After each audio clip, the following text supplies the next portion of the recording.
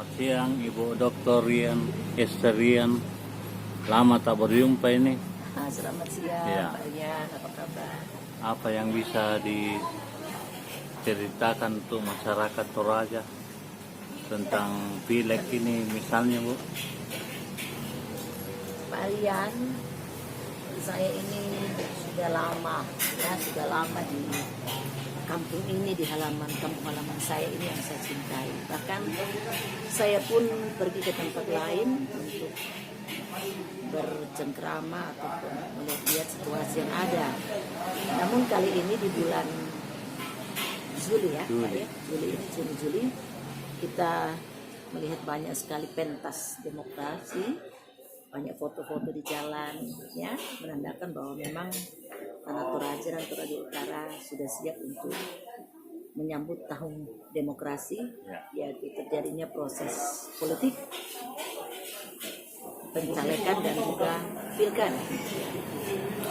Sehubungan dengan pertanyaannya Pak Rian, saya ingin menyampaikan bahwa apresiasi saya kepada human resources, ya, sumber daya manusia di tanah Toraja, bahwa tingkat keinginan untuk menjadi legislatif, ya, menjadi bagian daripada proses demokrasi ini cukup banyak. Tetapi ada juga pemain-pemain lama yang saya lihat masih terus ingin maju dan bertarung, dan tentu punya keyakinan masing-masing ingin menang, atau sudah ada yang berperasaan sudah menang, gitu ya. Nah, ini yang perlu kita cermati. Namun ada satu yang saya selalu tidak pernah berhenti untuk sampaikan mengenai peranan perempuan. Nah, ya, jadi selama ini saya merasa usaha upaya kami sebagai bagian daripada masyarakat Toraja yang belajar di tanah orang, menimba ilmu dan pergi katakanlah karuk-karuk, ya, bahasa Torajanya, pergi mencari sesuatu nasi ke negeri orang dan negara orang. Ketika kami pulang ke tanah Toraja ini, kami belum melihat dengan signifikan, ya, para caleg-caleg kita maupun bukan caleg, bahkan yang sudah duduk pun secara signifikan ada implementasi yang dirasakan oleh kaum perempuan dan anak, apalagi secara umum dirasakan masyarakat Toraja. Maaf kalau saya tidak tahu, tapi yang saya lihat, saya harus melihat, bukan kata-kata, bukan saya baca, tetapi saya harus melihat bahwa si A legislatif dari partai ini, anggota dewan dari ini telah membuat ini untuk kaum perempuan. Oh, di pasar ada tempat menyusu untuk anak, dibuat oleh ini. Nah, berpacunya orang dengan baliho yang besar-besar, berpacunya orang dengan tongkon-tongkon di acara-acara, saya merasa ini merupakan strategi bodong, ya. Kenapa saya katakan bodong? Karena bagaimana, ya, jadi pesta demokrasi yang seolah-olah kita datang menyatakan bahwa kami mau jadi calon dong, pilihlah kami. Sesungguhnya konsep itu, sekalipun saya bukan anggota dewan, tapi saya banyak bergaul, Pak, secara internasional pun nasional, bahkan sampai sekarang saya tetap menjalin komunikasi dengan Jakarta Pusat, seluruh, ya, teman-teman ada di partai dan petinggi-petinggi partai lain, karena memang saya dari Jakarta, ya, sering bolak-balik, dan ini membuat saya tergelitik untuk melihat masyarakat Toraja bahwa cobalah membuat satu calon yang dulu atau yang baru mau dulu, satu konsep yang betul-betul gak ngambang. Misalnya, lihat dari hasil penelitian yang you kerjakan selama sekian tahun menjadi anggota dewan.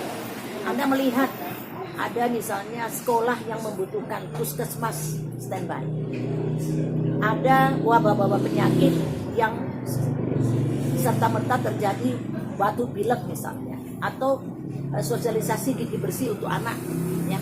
Ini banyak anak-anak kita yang lulus, orang Toraja banyak anak punya dokter loh, tapi nganggur, kemudian jadi usaha online, kemudian ada yang beralih ke kosmetik, ada yang kemana, karena mereka tidak punya kreativitas inovatif untuk bisa menciptakan sebuah hasil yang sesuai dengan bidang keilmuannya.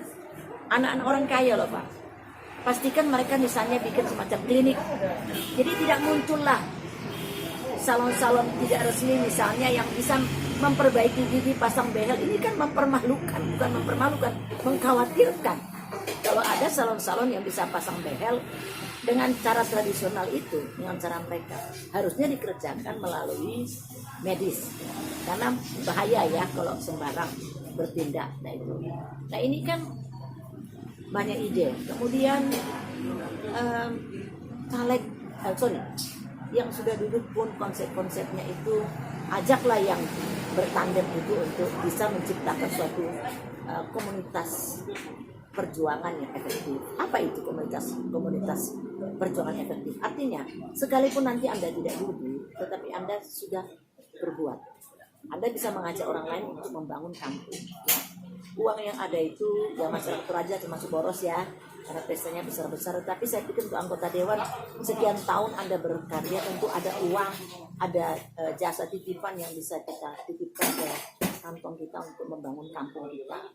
Ya, konsultasi tentang anak-anak yang keterbelakangan untuk sekolah, ya, konsultasi tentang depresi, woman assessment, perempuan-perempuan yang depresi. Saya sih mau saja bekerja Pak Rian ya, tetapi kalau tidak didukung oleh pemerintah dan tidak didukung oleh orang-orang yang sehat, tentu tidak bisa. Saya sekarang sedang mencari orang luar, orang asing, ya, orang-orang luar negeri untuk you will come to Toraja. We will make, kita akan buat something yang bisa berguna untuk Toraja. Tidak saja untuk pariwisata, tidak saja untuk pemerintah, tetapi untuk pembangunan generasi perempuan yang ada kaitannya dengan anak. Ya, saya tidak akan berhenti membicarakan ini. Nah, ini yang saya sampaikan. Banyak caleg perempuan yang mungkin karena kebutuhan partai mereka lalu menjadi peserta pemilu, ya. Saya pesankan jangan sampai hal ini terjadi lalu tidak sesuai dengan apa yang diinginkan keluarga, karena tentu saja ada cost politik dan ada politik cost, sehingga suasana saat ini tidak memungkinkan bagi kita untuk mencapai sesuatu seperti keinginan banyak orang untuk memuaskan semua pihak.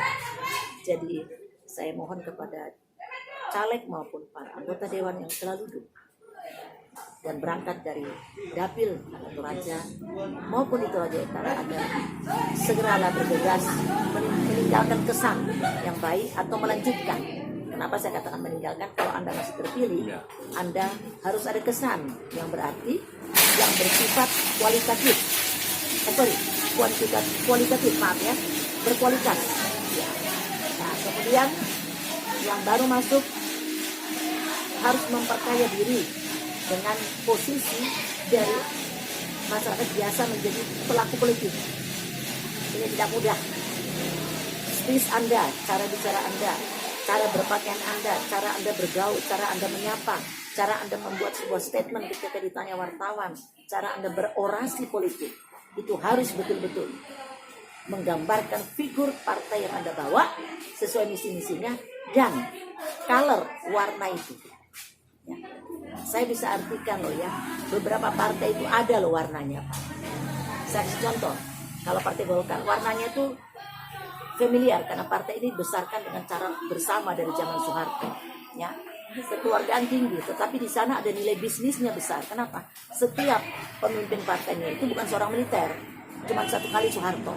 Tapi selanjutnya trade orang-orang pengusaha semua di dalam. Nah, sehingga kenapa saya katakan itu, karena saya berada di lingkungan Kamar Dagang Indonesia. Saya pernah jadi wakil ketua, saya pernah jadi Ikatan Wanita Pengusaha Indonesia, dan itu semua under book anak-anak organisasi dari sebuah partai Golkar. Dan ini Golkar ini span of controlnya besar sekali. Nah itu Partai Demokrat itu half of half ya, setengah kekeluargaan, setengah itu memang excellency, karena Pak SBY-nya itu sendiri menggambarkan tentang kualitas. Tapi sayangnya mungkin tidak sampai ke sana seperti lagunya Pak SBY, ku akan sampai ke sana. Tetapi akan sampai ke sana mungkin adalah cita-cita yang akan didorong oleh pembaharuan ya, itu. Nah kalau PDI mungkin saya lihat itu tanpa mengurangi rasa hormat saya, mereka kepada span perluasan jaringan. Dan saya tidak lihat di situ konsep bisnis. Mereka tidak bermain bisnis. Menurut pengamatan saya, selama jadi pengamat politik 25 tahun lebih, Pak, ya hampir 30. Nah, kemudian Partai Gerindra, saya lihat itu nuansa militernya agak tinggi, Pak. Maaf ya, banyak petinggi-petinggi militer, karena mungkin Pak Prabowo sendiri seorang militer dan diberi gelar 08 misalnya ya. Nah, dan lain sebagainya. Jadi setiap partai itu ada nosingnya, ada baunya gitu. Nah ini yang harus dikelola oleh sang calon.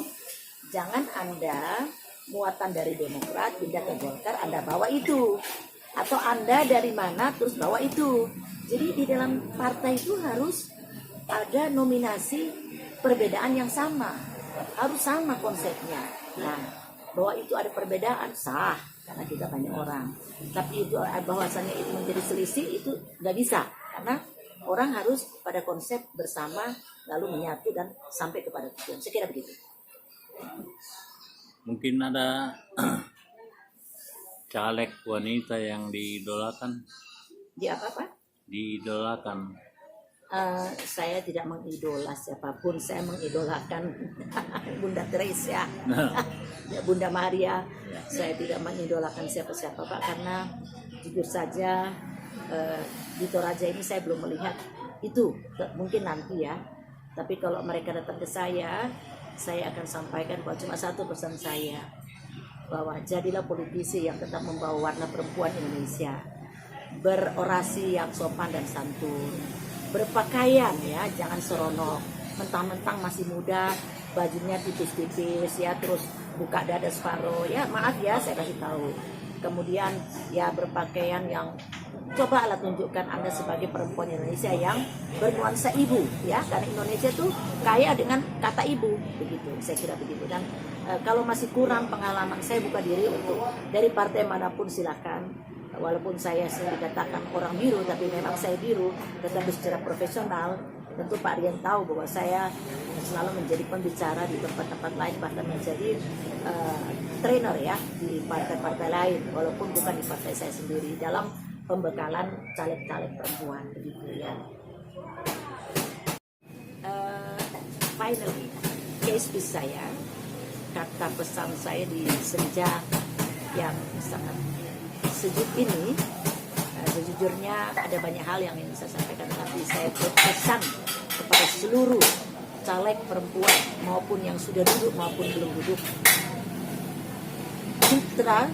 pencitraan itu penting, tapi apa ya istilahnya ini, concrete action ya, concrete action ya, hasil nyata kerja itu yang perlu Anda tampilkan. Orasi yang pendek singkat, kemudian tidak penuh janji, tetapi tetap fokus kepada tujuan bahwa Anda dipilih karena Anda ingin kerja, Anda dipilih karena Anda ingin melakukan hal ABCD dengan kemampuan kebatasan, dan bersainglah dengan positif ya, jangan saling menjelekkan lalu mencemarkan, lalu terjadi perkelahian di depan umum. Ini tidak boleh ya ibu-ibu, para adik-adik yang ikut caleg, hargai dirimu dan tetap pada proporsional.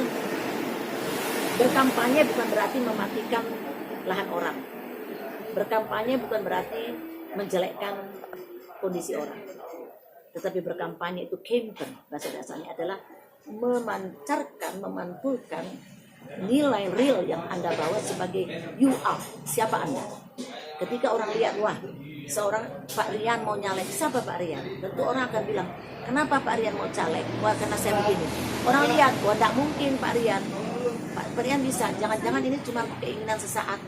Nah oleh sebab itu, mari kita bersama-sama saling mengisi, saling mengasah, saling mengasuh. Tidak ada yang lebih, tidak ada yang kurang, dan saya anggap bahwa caleg perempuan Tanah Toraja akan berkualitas, akan ada yang duduk di perwakilan rakyat dengan catatan tadi. Berbuat, jangan hanya menjadi euforia. Terima kasih, selamat siang, Tuhan Yesus memberkati.